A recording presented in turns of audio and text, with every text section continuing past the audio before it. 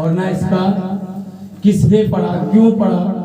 तो हमारे गुरुदेव इसके बारे में थोड़ा सा विचार करके आपको बता रहे हैं। गोस्वामी तुलसीदास जी की, गोस्वामी तुलसीदास जी की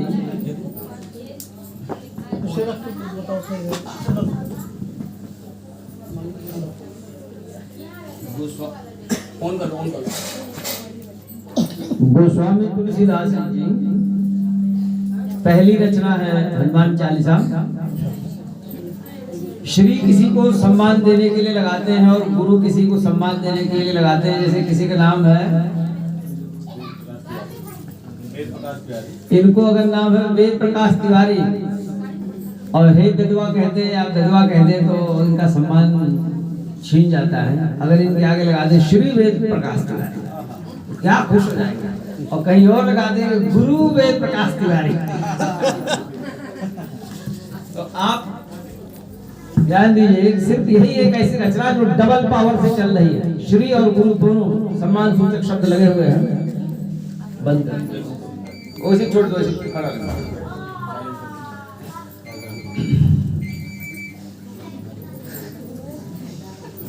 इसमें आपने कभी ध्यान नहीं दिया होगा कि गोस्वामी जी ने श्री और गुरु दोनों एक साथ लगा दिया। श्री गुरु चरण सरोज रज, श्री कहते हैं लक्ष्मी जी को, गुरु कहते हैं विष्णु भगवान। अब ये जो मनुष्य रूपी गुरु हैं इनसे थोड़ा सा ऊपर चढ़ रहे हैं। और एक श्री संप्रदाय है जहां से गोस्वामी तुलसीदास जी निकले थे। तो श्री संप्रदाय के गुरुओं के चरण की वंदना कर रहे हैं। और रचना ये कह रही है, द्व्यर्थी है ये।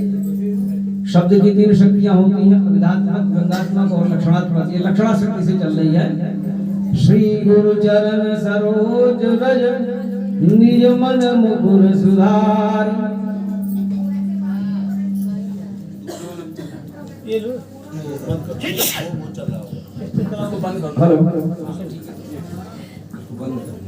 ध्यान से सुनो तभी समझ में आएगा। श्री गुरु चरण सरोज रज, निज मन मुकुर सुधार। मेरे मन की दर्पण को, यानी मेरा मन ही चारों तरफ देखता है लेकिन शीशा किसी को दिखाई नहीं देता। अगर हम इनको दिखाई दे रहे हैं, देखा तो पहले हमें कहा भाई आज बहुत बढ़िया तुमने दाढ़ी वाड़ी बनाई थी। मेरे मन ने कहा, मेरे मन के शीशे ने आपकी पिक्चर खींच ली। ये कैसा कैमरा है, तो उस विचार को शुद्ध कीजिए। श्री गुरु चरण सरोज रज, क्यों जब तक भगवान विष्णु की और लक्ष्मी जी की कृपा नहीं होगी, उनके चरण रज मेरे हृदय में नहीं आए। क्योंकि सबके हृदय में भगवान हरदम विराजमान है। आत्मा और परमात्मा, परमात्मा हरदम आत्मा के साथ रहती है। श्री गुरु चरण सरोज रज, निज मन मुकुर सुधार।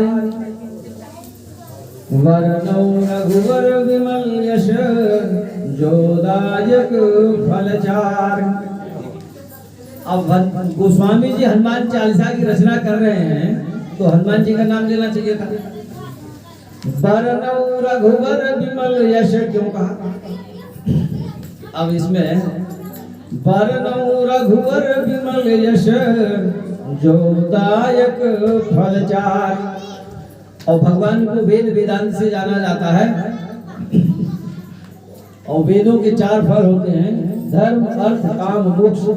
वेद के द्वारा अगर फल किसी कल्पना की गई है, जो उसके फल दिए गए हैं कि धर्म करोगे, अच्छा कर्म करोगे, दान पुण्य करोगे, तो चार फल मिलते हैं, धर्म, अर्थ, काम, मोक्ष। गोस्वामी जी ने सन 1574 में रामचरितमानस की रचना की थी। वो उस समय 78 वर्ष के थे, बहुत पुरानिया हो गए थे। उन्होंने न धर्म मांगा, वेदों को कोई फल नहीं मांगा, धर्म, अर्थ, काम, मोक्ष बिल्कुल नहीं मांगा। श्री गुरु चरण सरोज रज, निज मन मुकुर सुधार। वरनौ रघुवर विमल यश, जोदायक फलचार। अब यहाँ पे हनुमान जी की कहीं कोई वो नहीं कर रहे हैं, क्योंकि भगवान हनुमान जी आकर के उनके बगल में खड़े हो गए, भैया हमारा नाम मत लीजिए, हम तो खुद ही उनके सेवक हैं। तो हमारे प्रभु की। अब अपने आप को क्या करें, हनुमान चालीसा पूरी पूरी गोस्वामी जी ने अपने ऊपर लिखी है, लेकिन ऐसी लिखी है उसको हम भी अपना ही मान लेते हैं कि हम भी यही प्रार्थना कर रहे हैं। अब वो अपने आप को क्या कह रहे हैं कि बुद्धिहीन तनु जानि के सुमिरो पवन कुमार।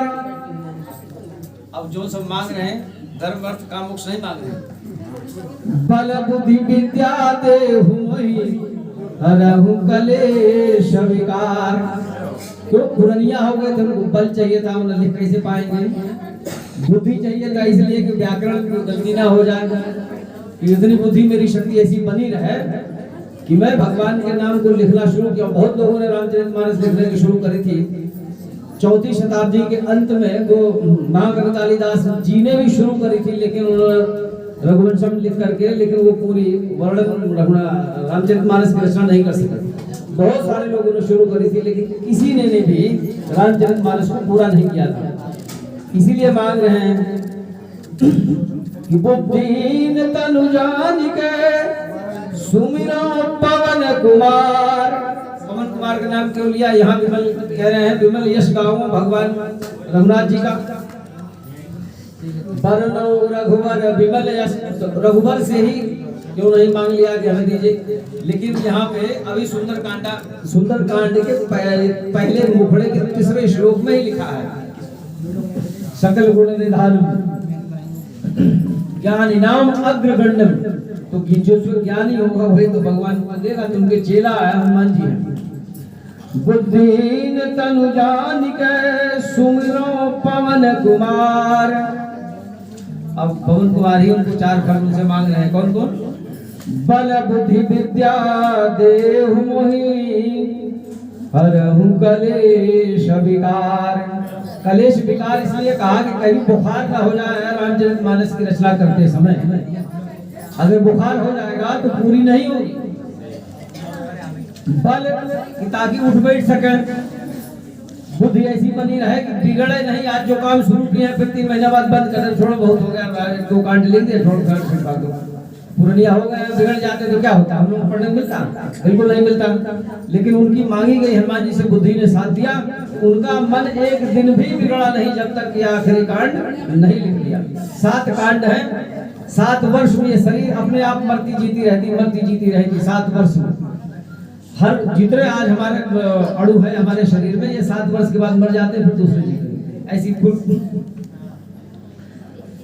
बल मांगा, बुद्धि मांगी और विद्या मांगा कि कहीं व्याकरणात्मक कोई गलती ना हो। दुनिया भर के विद्वान रामचरितमानस में श्लोक में, छंद में, सोरठा में, चौपाई में, दोहा में, सब में ढूंढते रहते हैं, कहीं भी व्याकरणात्मक गलती नहीं मिलती।